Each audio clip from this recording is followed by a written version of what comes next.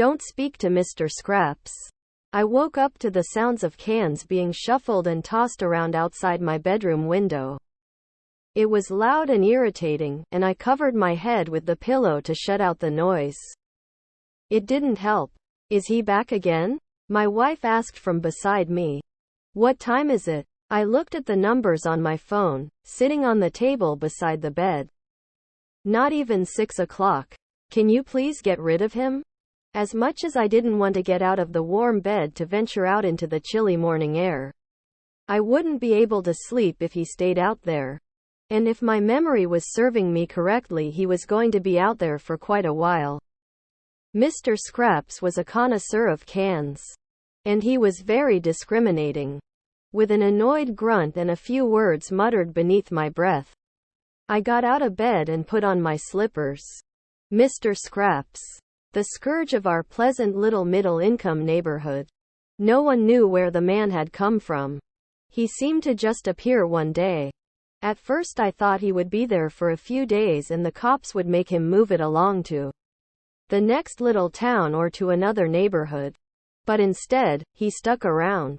Once or twice I saw the cops questioning him, but they would always get back into their car afterwards and drive off. When people spoke to him, they weren't quite the same afterwards either. At least, it seemed that way to me. The cops in our town were acting funny now, since they'd encountered Mr. Scraps one by one. Each time they had approached him with a determined look in their eye, according to reports. And then they'd wandered off looking slightly confused and disoriented. When they drove away in their cars, the police officers seemed to have forgotten how to drive. Although they usually picked it up again quickly enough after a few minutes. I served on the city council, and word was starting to spread about these incidents. It was hard to explain, but Mr. Scraps had an effect on people. At least that was the rumor. I told myself it was silly, though. Like people who claim to have been hypnotized on stage by performers, those things weren't really possible. You couldn't fundamentally change based on one encounter with a stranger. When I was half asleep in bed, I had partially forgotten about all these encounters. But now that I was on my way to talk to Mr. Scraps for myself, I had to admit, I was getting a bit nervous. I remembered my neighbor, Mrs. Donnelly, and how she had gone out to scold him for rummaging through her cans. I'd been watching from my front window, after hearing the loud noises he'd been making. Through the window pane their conversation was muted, but I could still observe with a quiet raptness the strange sight that was happening across the street. Mrs. Donnelly in her housecoat, tromping down the driveway and looking angry. Her pink fuzzy slippers and robe in stark contrast to the furious expression on her face. When she got to the end of the driveway, though, her face changed. Mr. Scraps said barely a word to her, and yet she turned around and started stumbling back up towards her house as if drunk.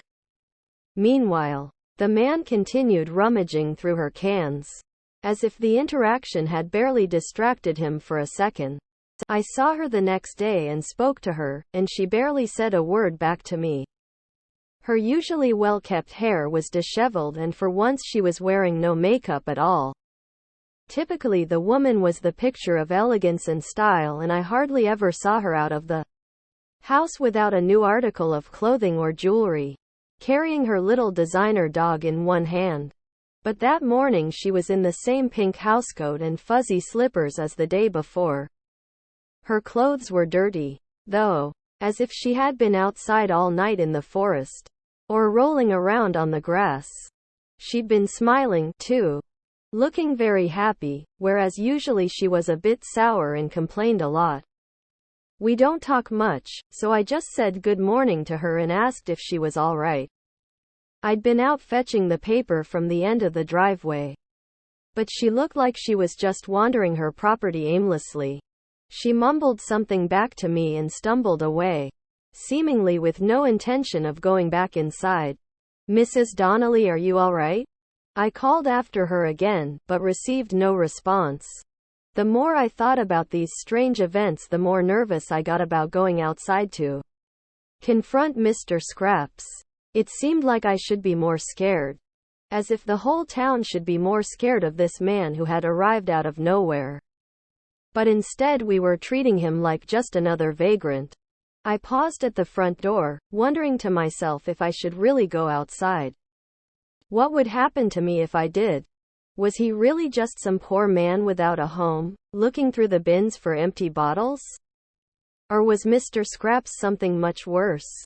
Something much darker and more mysterious? I shook off that idea as lunacy. Things like that didn't really exist outside of horror movies and podcasts. This was real life.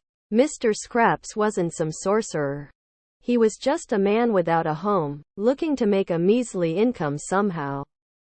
Turning the doorknob, I stepped outside into the early morning air.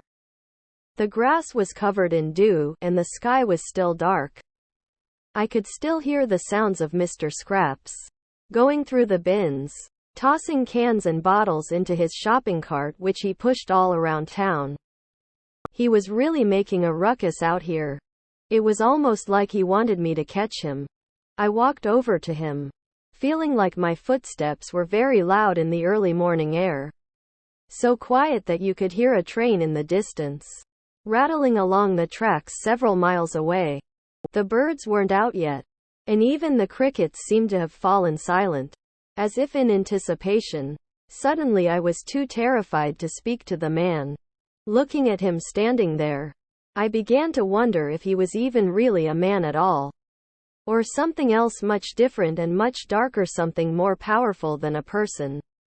He began to turn around, very slowly, and it was too much for me to bear. I ran back inside, trying to ignore the sounds of him snickering behind me. "Did you tell him to go away?" my wife asked as I came back into the bedroom. "Because he's still out there." Louder than ever. "I'll call the cops," I said. "He could be dangerous. I don't want to sneak up on somebody like that." "You've heard the stories." My wife shot out of bed, looking angry. "Those cops don't do anything. He's been here for weeks and he's not going away. I'm sick of it. Those stories are a bunch of bullshit. Anyways." She stomped past me and I tried to stop her, but she wouldn't listen. I yelled at her not to go out there, but she told me I was being ridiculous. I followed her to the front door and then stopped. Despite my fear for her, my own terror was now overriding that. I was beginning to feel more and more like this whole town had been lulled to sleep by this man. As if we were the proverbial toad in a pot of water being gradually brought up to a boil, our lives in terrible danger as we closed our eyes and told ourselves this man was just a regular person, down on his luck. "Christine, wait." I tried one more time, but she shot me the middle finger over her shoulder and continued stomping over towards the man, who was now waking up the whole neighborhood with his noisy behavior.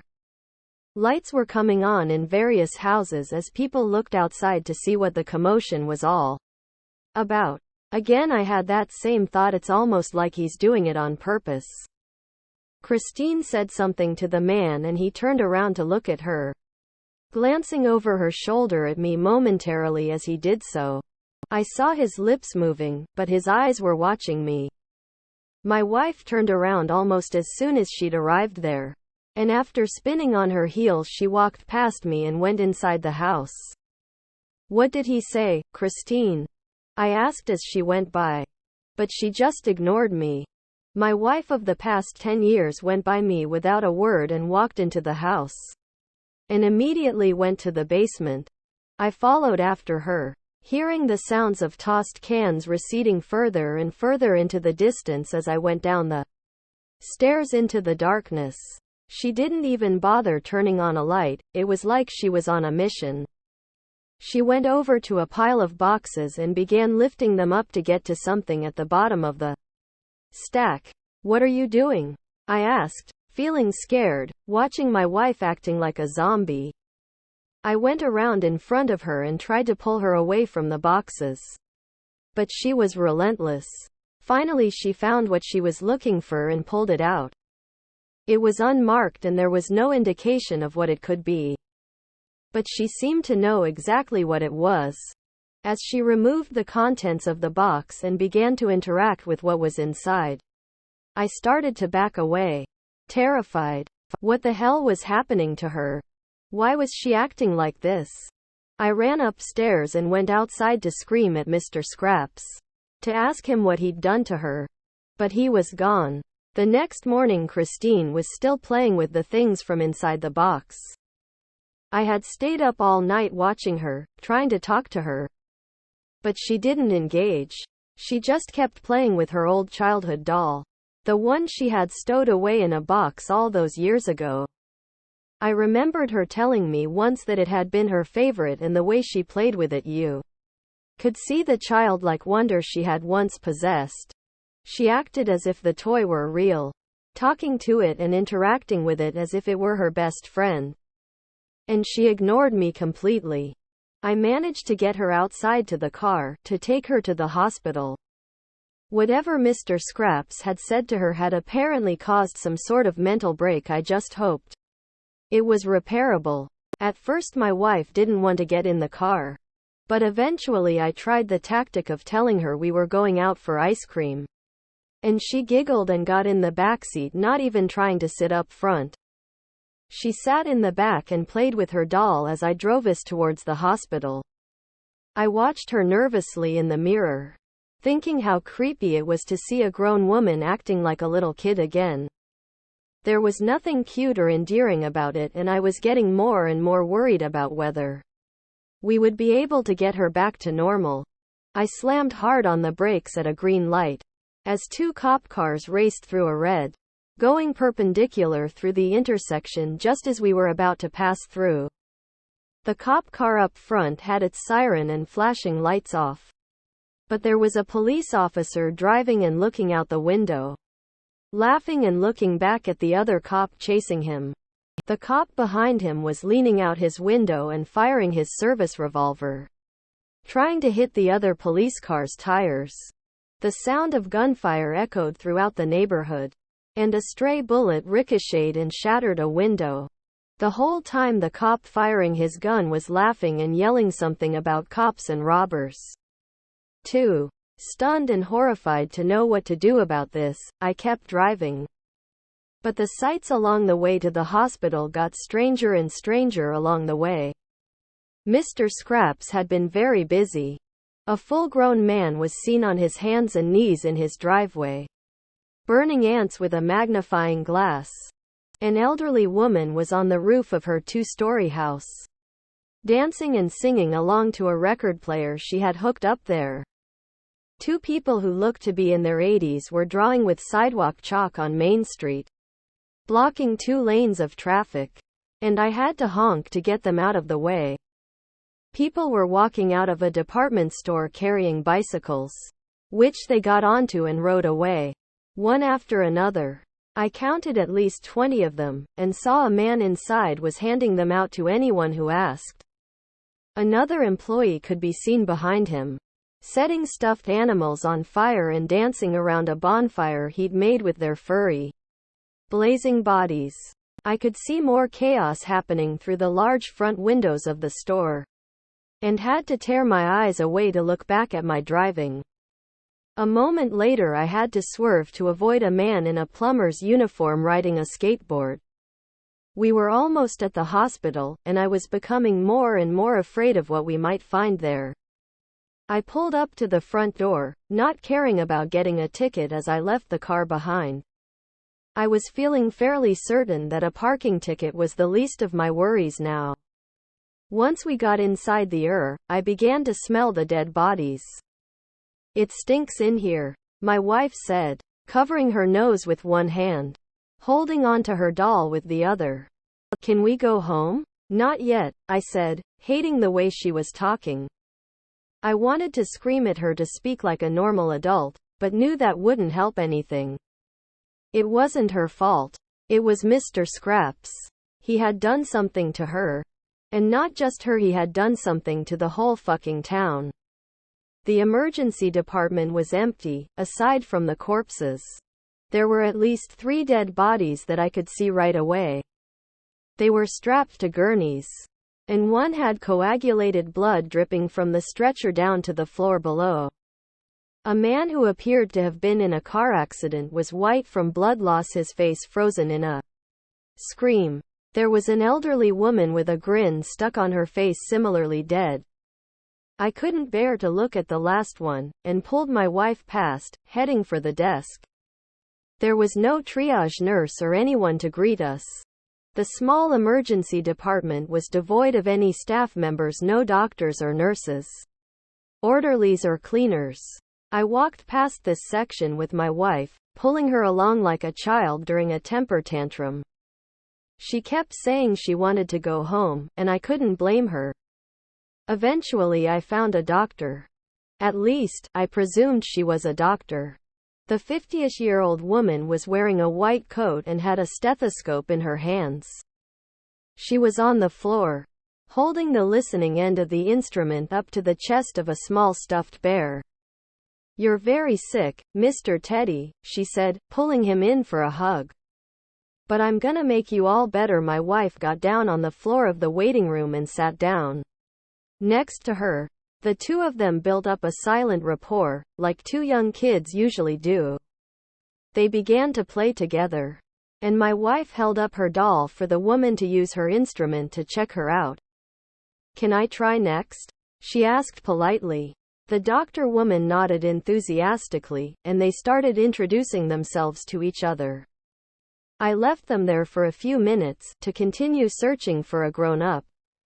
Someone who had not yet made the mistake of speaking to Mr. Scraps. As I turned a corner, there he was. It was as if he knew I was coming. He was looking through a bin of cans beside a door that said staff break room, but he looked up when he saw me. The two of us locked eyes for a second, and then I ducked back behind the wall. I heard him rummaging through the cans again a moment later. I've been stuck here ever since. I haven't moved. I don't know why, but I feel like I need to speak with him. Something is pulling me around that corner, to talk to him, just like all the others. The sound of cans being shuffled is almost hypnotizing, and is almost making me forget why I was here in the first place. Maybe it's because I looked into his eyes twice now. Maybe that's all it takes for him to get his hooks in you. Maybe he really is a sorcerer, something more than human. There's no way to stop it. I could barely get through typing this out. But I needed there to be a record. I needed proof. I'm terrified of what is going to happen to me, but I need to ask him. I need to ask him what he did to my wife and if there's any way to reverse it. If something happens to me, and you don't hear from me again, please listen to my advice. Don't speak to Mr. Scraps. If he shows up in your town, let him make all the noise he wants. Let him take your cans and bottles. And be grateful that he doesn't take anything else. YTTCC